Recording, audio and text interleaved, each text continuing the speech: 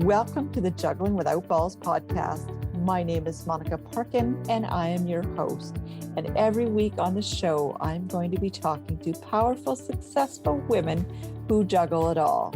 And when I say juggle it all, I mean everything: kids, health, aging parents, careers, relationships, you name it, we're going to talk about it. So stick around, grab a cup of coffee, pull up a seat, and enjoy the show.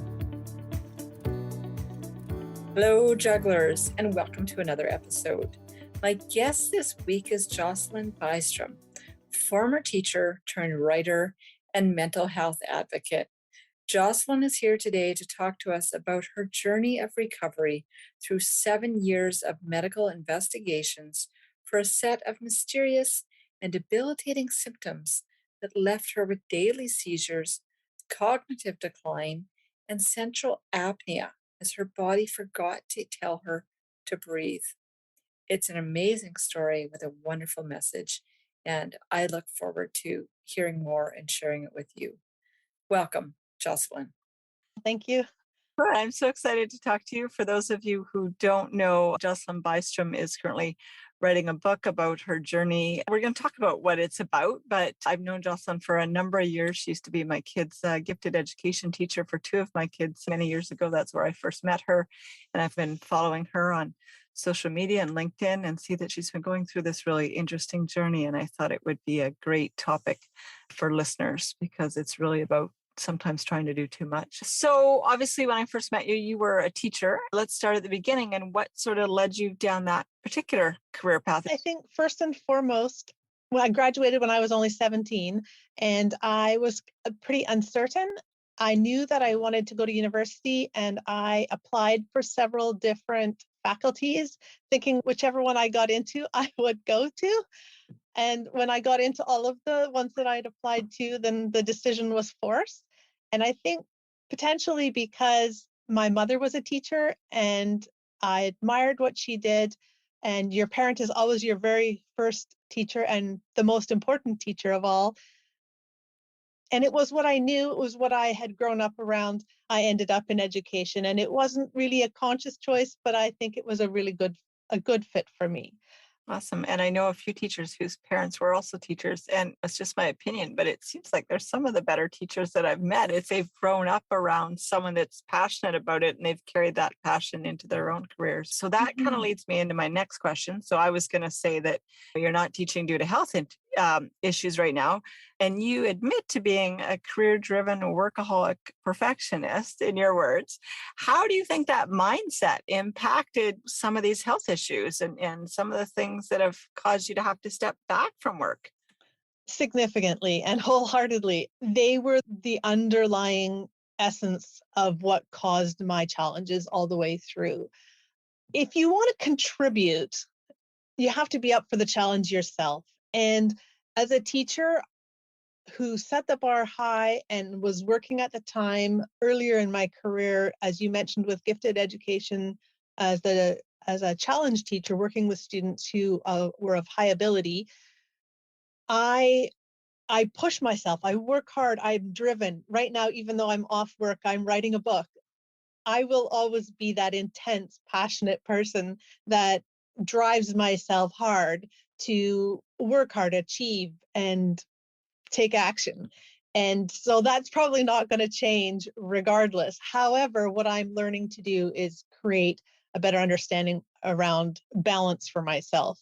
And what happened was that in 2014, I unexpectedly, as an educator, lost my job.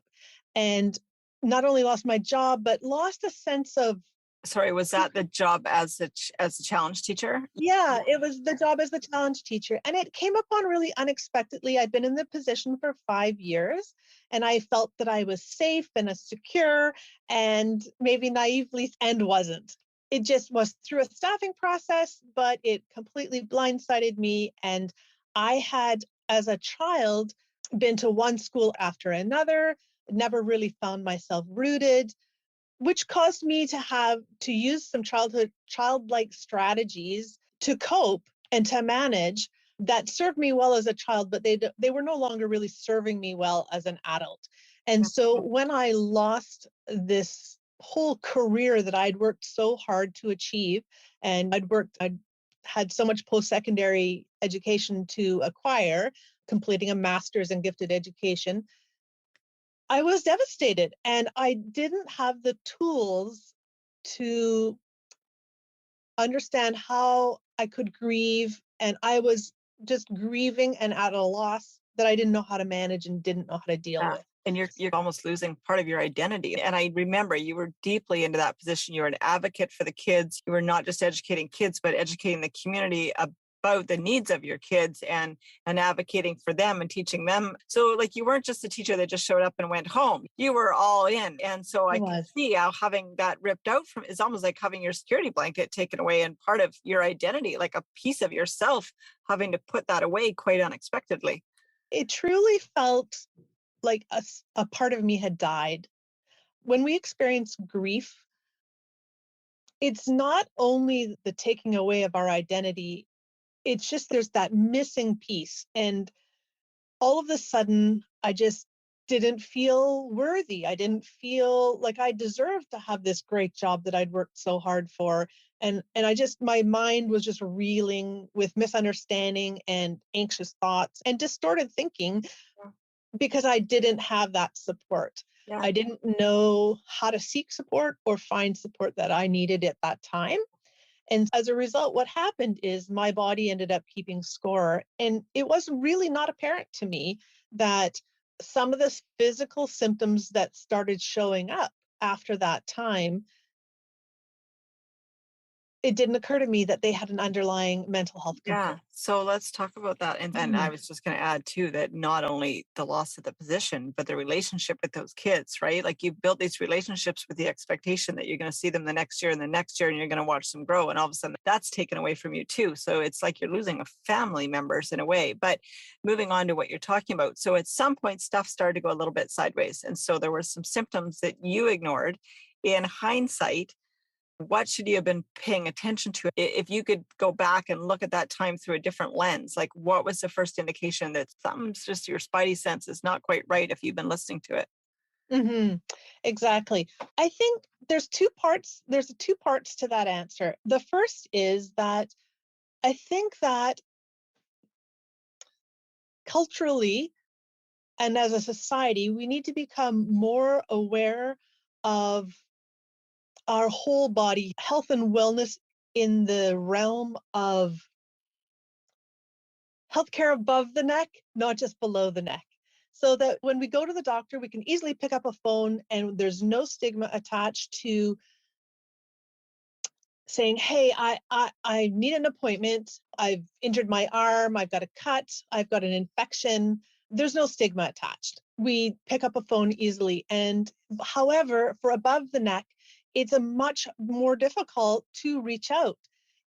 There's a stigma attached. You're not coping, you're not managing. And so many of us struggle in silence. And 50% of Canadians are going to struggle in the course of their career with their mental Yeah. health. And can I add to that? I had Dr. Janice McLaughlin on a few months ago, and I was asking her about the demographics of her practice. And 90% of her appointments are mental health appointments. 90% Wow. of That doesn't care surprise me, especially is at this mental health. time. Yeah. And what I remember, I haven't had anxiety issues for years, but when my first child was born, I had this postpartum anxiety, but I didn't recognize it as anxiety. I would say, I'm tired, I'm not sleeping, my bones ache, blah, blah, blah. And I thankfully had a good practitioner that said, you know what, it sounds like you're actually having anxiety. And I would say, no, I don't feel anxious at all. I feel tired.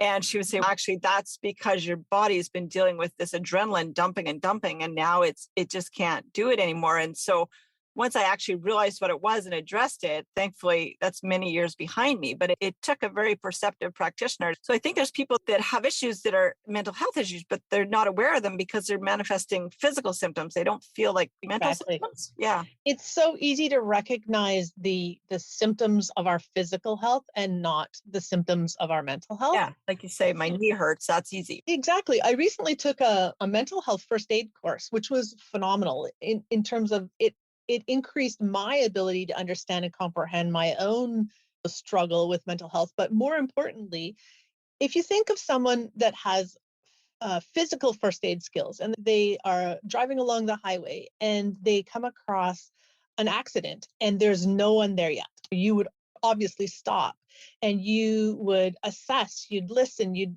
think through, you'd take those first aid skills that you know and think, I'm not the one that's going to, you're not the one that's going to be doing the surgery or mending the broken bone, but you can certainly do what's required in the meantime until the professionals get there.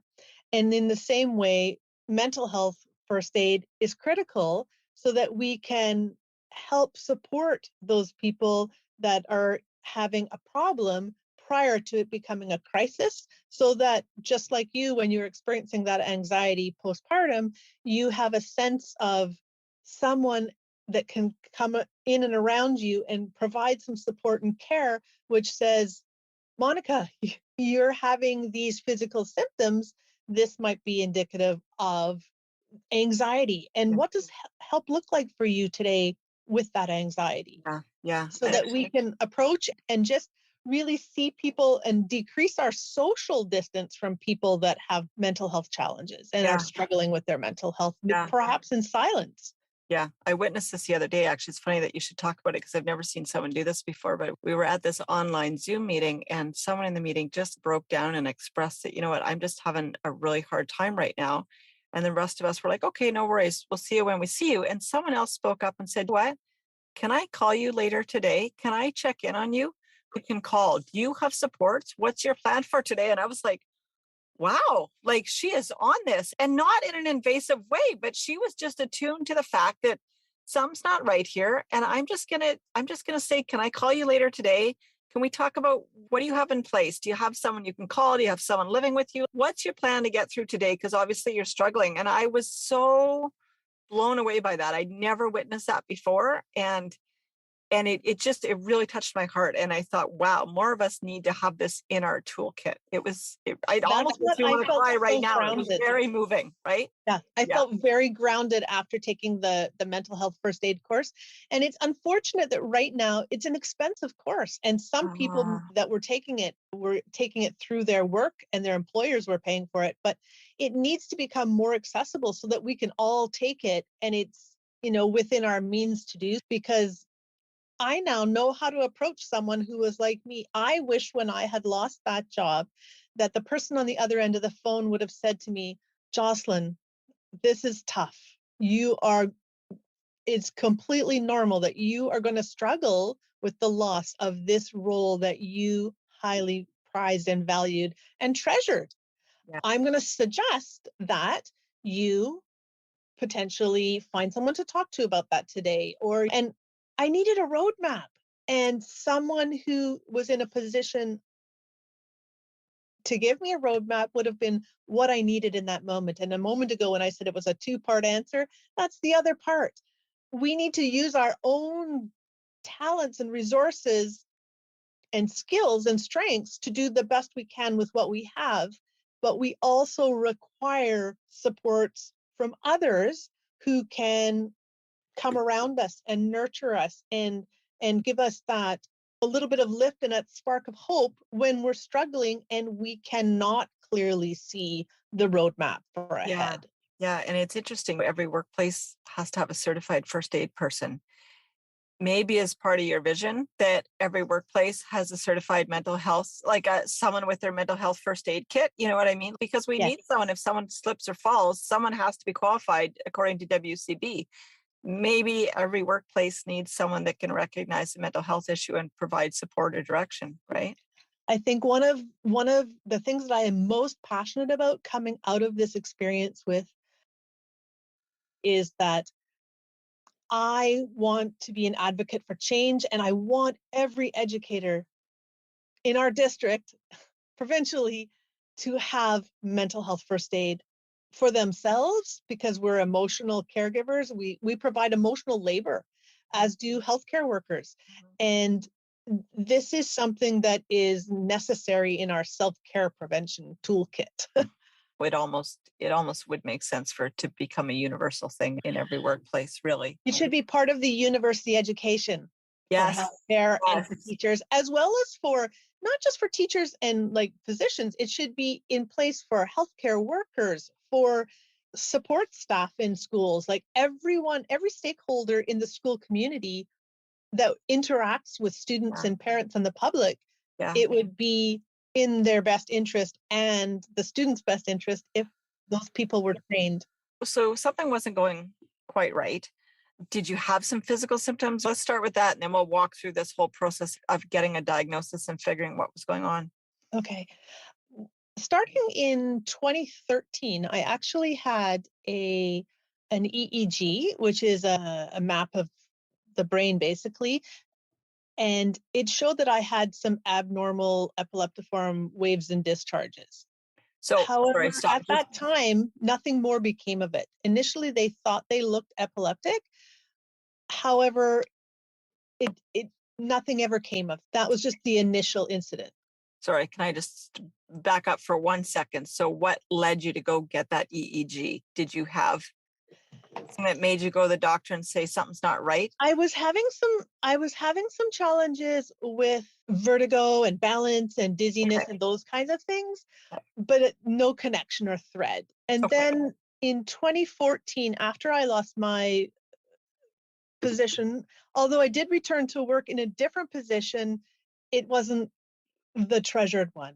To be clear, I still had work, I, but it wasn't the one that Wasn't your passion?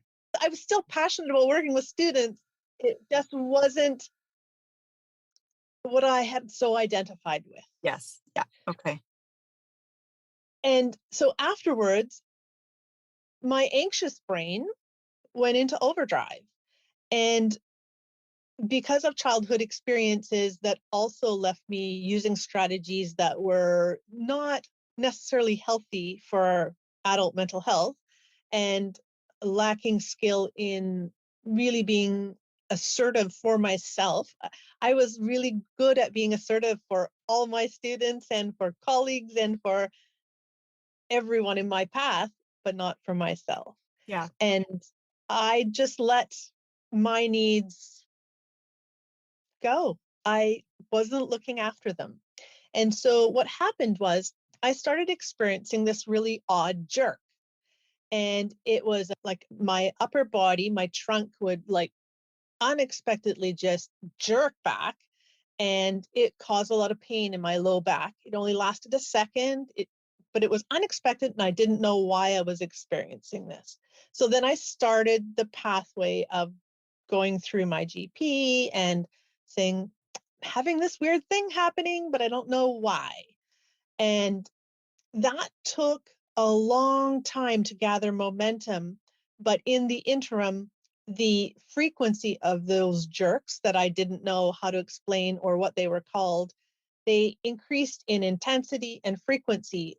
Initially, they were happening once in a while. And then in a period of about a year or two, they started happening every few seconds and many times a minute. So that I couldn't stand unsupported without, as my neurologist at that point said, perhaps get yourself a cane or a rolling walker. And I was like, wait, what? I'm 50 years old. I'm not ready for a rolling walker or a cane. Yeah.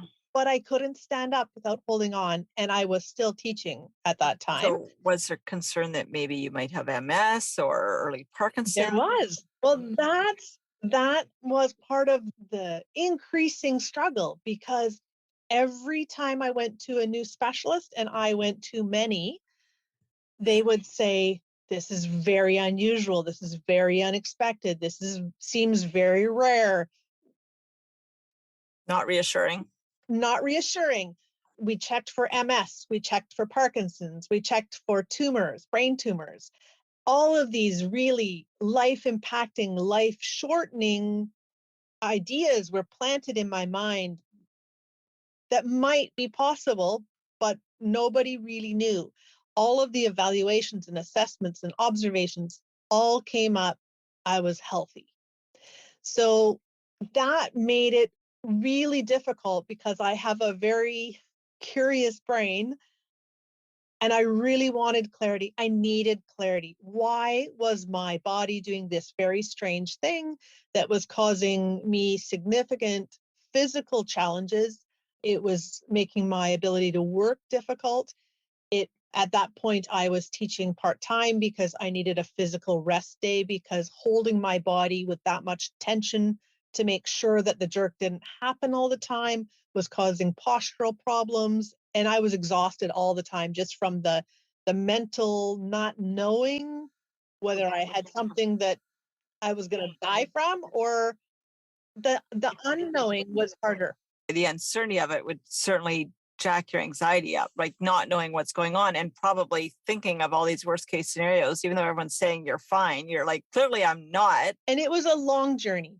Eventually, my GPs did put in a referral for the UBC Movement Disorders Clinic, which is run through the Parkinson's Research Facility at the University of British Columbia. And I was like, Parkinson's? I have Parkinson's? So off I go to the Parkinson's clinic. But it took me from the time of the referral to my first appointment was well over a year. And so you're waiting and you're stewing and your symptoms are increasing and you're getting worse and worse. Everywhere you go, people are saying, what is wrong with you? Because you can't stand, you look uncomfortable and you are holding on all the time. And so when I finally got to that appointment, I received an initial diagnosis for the first time. And it was 4 years from the time that I started having symptoms till I experienced that first diagnosis. And all through that time, I had been on 3 or 4 different medication trials to try to reduce the symptoms that I was experiencing, and none of them seemed to be helping. And then after I got a diagnosis, so I found out they're called myoclonic jerks, I was diagnosed with propriospinal myoclonus, which is just a long name that didn't really give me any clarity, and to find out that it was a really rare thing and that I had it. So for a year until my next follow-up appointment with the Movement Disorders Clinic. And then I was reassessed and I was told, no, you don't have propriospinal myoclonus, you have orthostatic myoclonus, which means that you only have the jerks when you're standing and you don't have them at any other time. Interesting. Okay, another new diagnosis, more medication changes. My body is not managing these medication changes. A lot of the medications are causing cognitive decline, and I am starting to lose my ability to focus and concentrate, remember names, and this is hard in the workplace. I'm still working. Still working so through this. Wow. Okay. I was still working. I worked part-time, and then intermittently I did go on leaves at my neurologist's request. I would have chunks of time, but then I'd always be trying to go back because I love my work. So I was always trying to be well and be back to work. And then when in 2019, I believe it just all became too much. I was cognitively, I was struggling. I was working with students that were fabulously wonderful, but had complex and big needs. And the stress level was really exacerbating my symptoms. And my neurologist said, it's time. So she pulled me out of the classroom. And then it was time for me to say goodbye again, more colleagues. And so now not only is my physical body a wreck, but I've lost the job I loved, the career path I loved, and now I'm no longer teaching. So I don't have anything anymore. I'm at home with all of these physical symptoms. It's coming to the end of 2019, and I start retraining while at home to go back to work as a teacher librarian, thinking that if I retrain, I'll be able to use all the skill set that I already have to work in a situation where it's an incredibly intense job and it's so important in today's libraries, which are no longer libraries of the past. So that brought it basically up to the end of 2019. I'm off work. I'm going back. 2018, going back retraining. So I get really excited. I go through a gradual return to work program, and I go in slowly and I step back in as a teacher librarian, and I'm super pumped. I'm so excited. I go back in September of 2019 after almost a full year of being off. And during that year, I spent the entire year, the driven, focused person that I am, trying to lose weight. I lost 30 pounds. I started running. I was trying to get myself fit. I thought, if I am going to lose my physical body, I want to do everything I can right now to get it to a place of strength so that if I am going to lose my ability to walk or my physicality, it's from a place of strength and not from a place of weakness. Right. So I spent that whole year just working diligently, insanely, to get strong. And at the end of it, you've previously had Karen McKinnon on, and bless her heart, I said to her, I need pictures of myself. I need a picture of this strength because this might be my last opportunity to look at my body strong and capable before it declines. That's the mental health set I was in. I basically knew that my body was getting worse and worse, and I just wanted something on the wall that I could remember being strong. So she took a lot of pictures, and when they came back, there were two that were just, they grabbed me. The first was a picture of my physical strength. And the second picture was one that she captured that I didn't realize she'd even taken. And it was a more telling story. It captured the strength and the peace and calm in my face. And it was then I began to make the shift that I realized that my strength comes from the calm that I feel in my mind and not in my body. You need all of it. Yeah. And so that was the beginning of a really significant shift of learning how to navigate the non-negotiable things that I needed to make sure I looked after, and to shift from a physical health perspective to a gratitude perspective where I focused on what was going well, even though things were going so badly. Yeah. Because in January of 2020, I got the worst call ever from the neurologist saying, you've just had another EEG. It doesn't look good. And you may no longer drive. You may no longer work. And that was really hard. That's a tough one to sit with, eh? Yeah. It was a really tough one. So that felt like the end. So also the beginning of 2020, also at a time when my mother has been moving through her dementia journey, and she moves into my home. We invite her to move into our home. So within the course of a week, January 27th, my mother and I both lose our driver's licenses. I lose my job, my work, my career.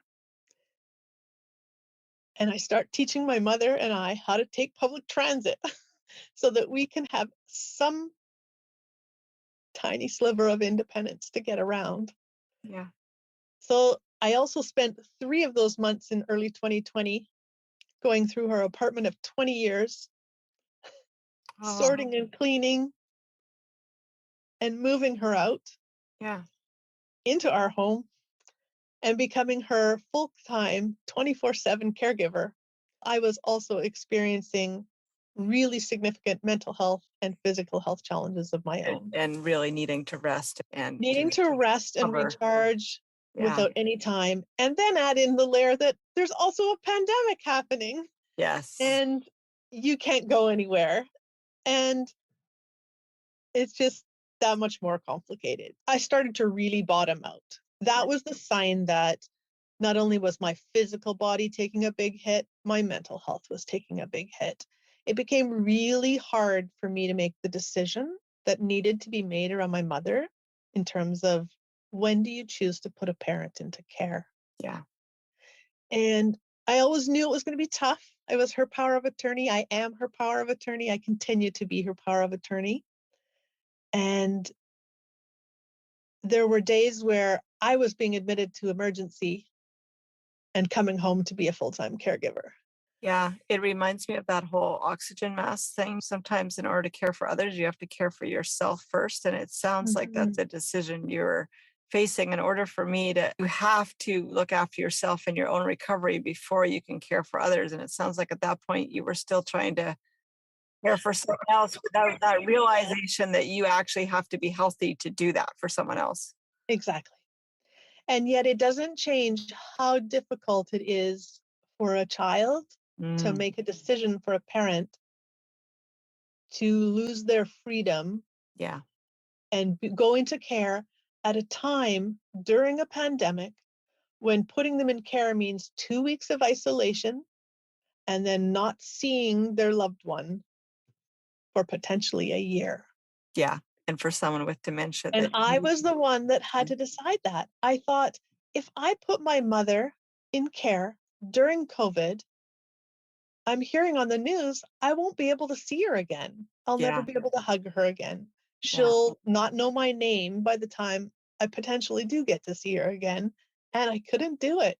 no, So I kept her with me and I cared for her. And every day my husband came home from work and he was my caregiver. yeah, Literally, yeah, I was a care recipient at the same time I was a full-time caregiver. yeah. And at that time, I reached out through the Family Caregivers of British Columbia, which is an amazing group. The Family Caregivers of British Columbia are a phenomenal support system and network.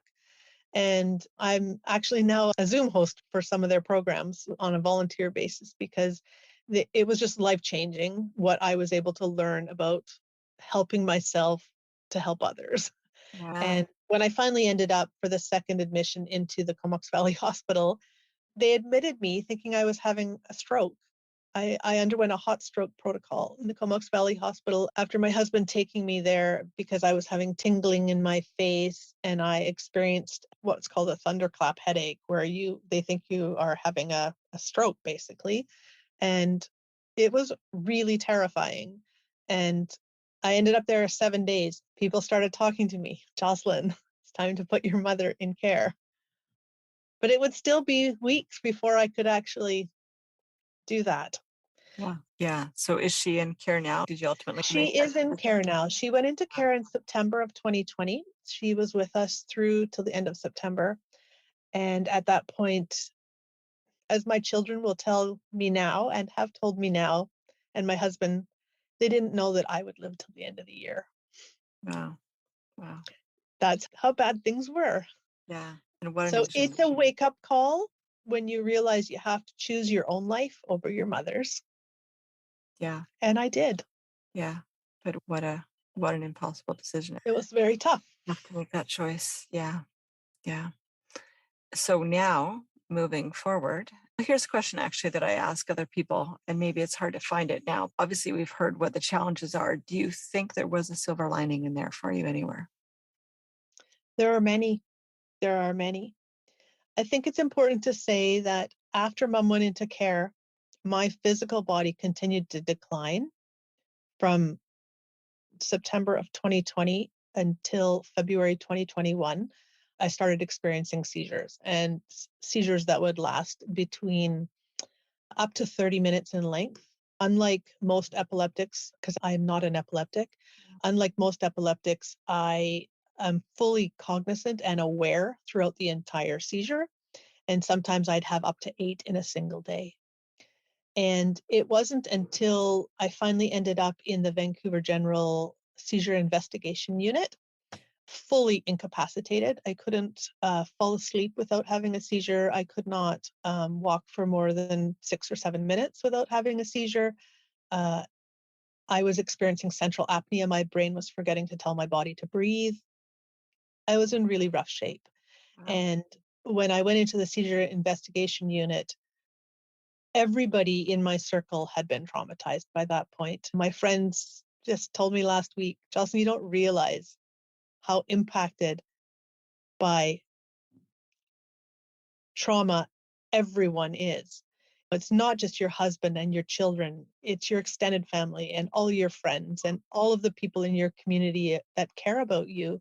It traumatizes all of us, which is brings me back to the silver lining, and that is that coming out of the seizure investigation unit, where I was told, much to my husband's horror, that I was assessed by 3 teams. I was assessed by the respirology team because of the apnea I was experiencing.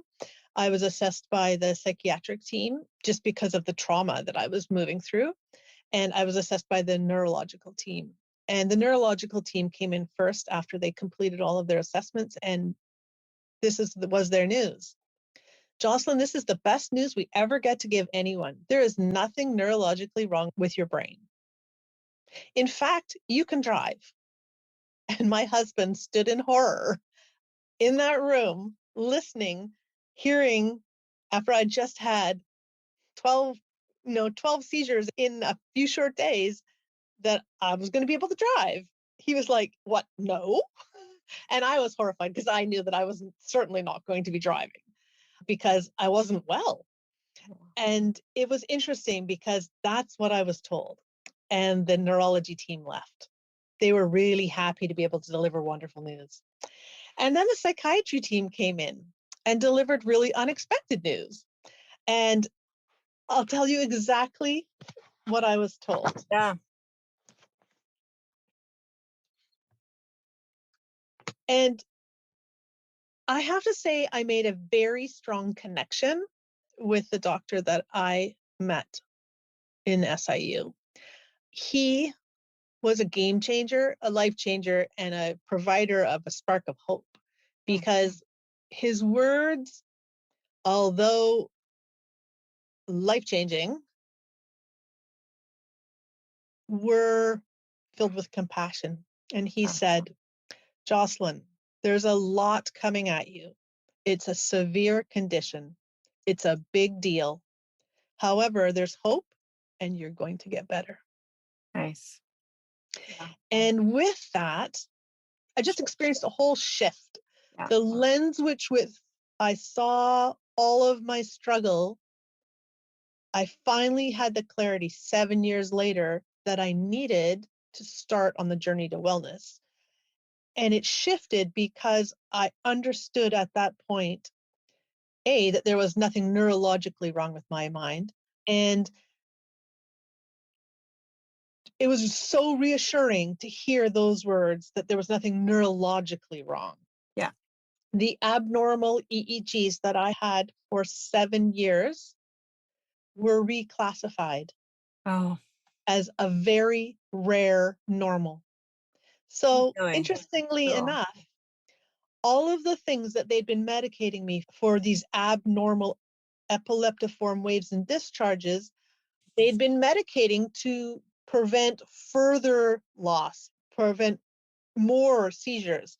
And all of the medications that they had me on were actually creating a bigger problem. Right. So you were actually a variation of normal, and they were treating that variation of normal, which is now leading to a new cascade of symptoms. Is that That's correct.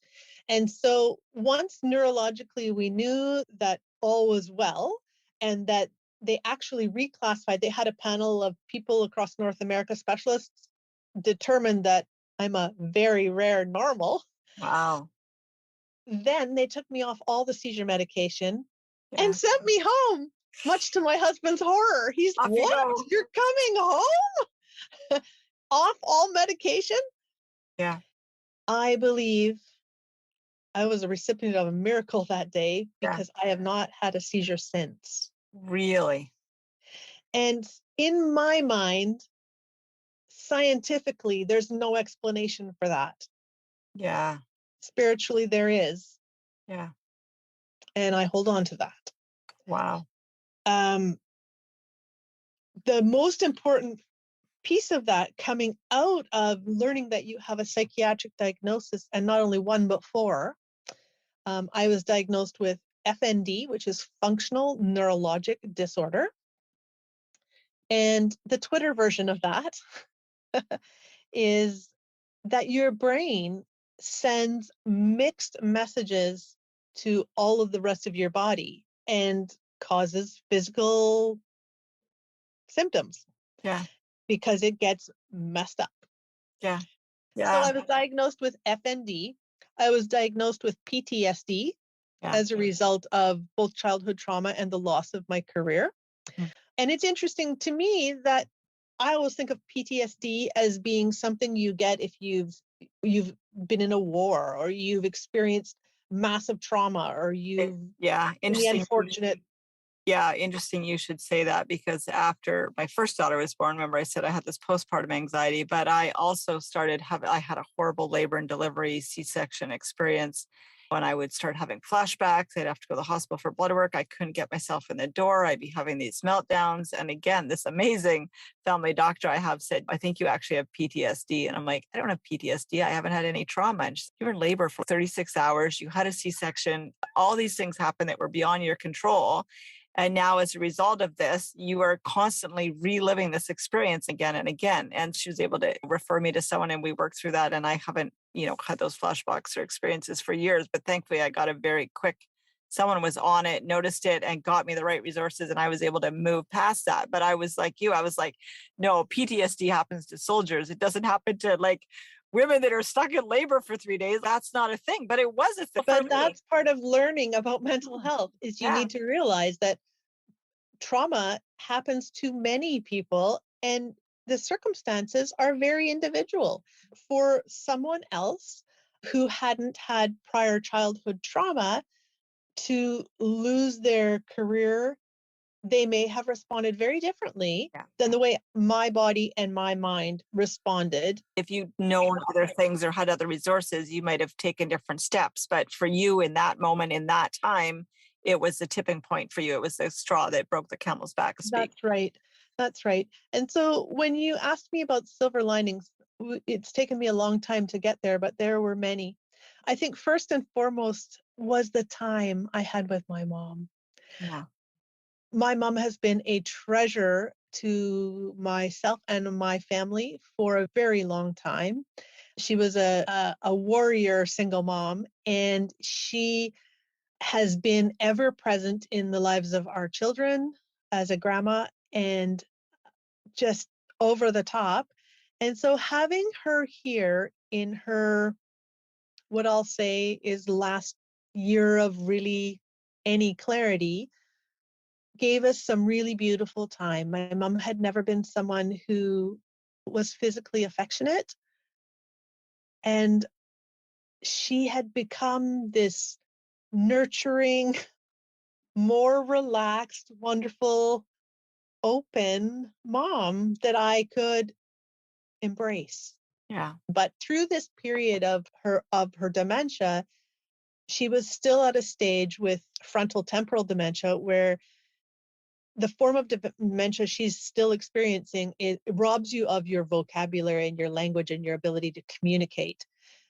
Otherwise, her physical body looks completely perfect. If you see her, and I pick her up 3 times a week and we go all over the place, and still to this day, I'm still her caregiver and I You're, still you're take care of driving, her. by the sounds of things, you're driving. And I'm driving, so that's a silver lining.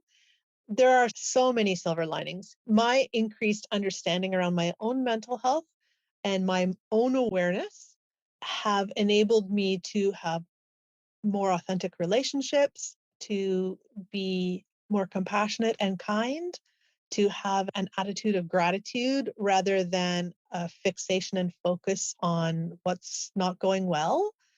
Yeah. And to realize that when I do go back to work, I'm going to have a lot of incredible tools in my kit, not only for myself, but those that I can add